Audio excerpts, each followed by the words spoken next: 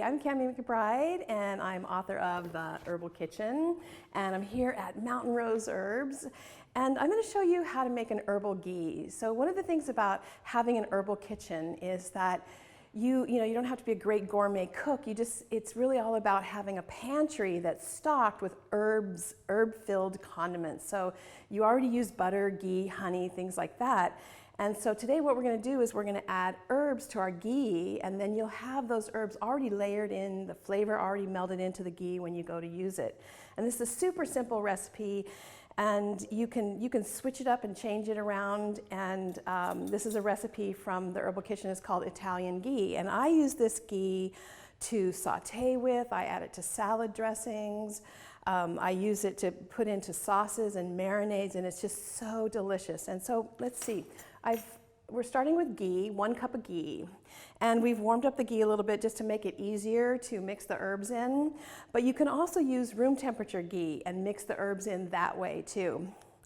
So your ghee, you may live in a place where it's always liquid. You might live in a place where it's always solid. Either way is fine. Okay, so you've got your ghee, you've got your 1 cup of ghee, and then we're going to put in 2 tablespoons of basil. Okay, so this is powdered basil, or dried basil. It looks like it is mostly powdered. You can use a fine powder, or you can use a moderate powdered herb. And then we're going to use a tablespoon of thyme. Oh my God, it smells so good. And I encourage you to smell everything every time you use it. That's how your body learns. That's how your body remembers.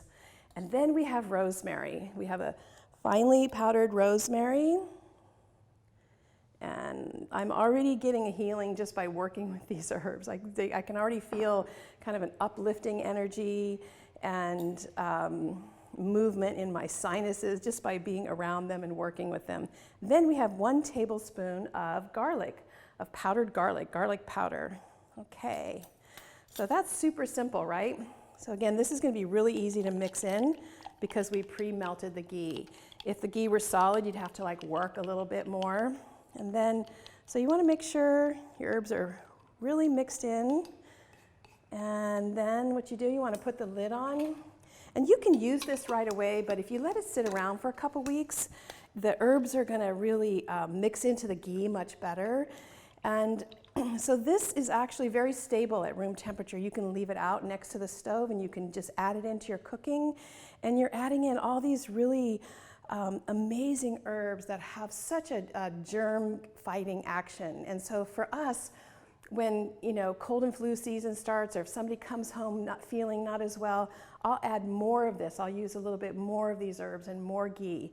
And the beauty of this is that you've already now got all these germ-fighting, these herbs that are really an incredible, they have so much nutrition in them, and you get to add herbs to you could just add this to rice and it'll take your rice to a whole other level of deliciousness. So there's your very, very simple Italian ghee.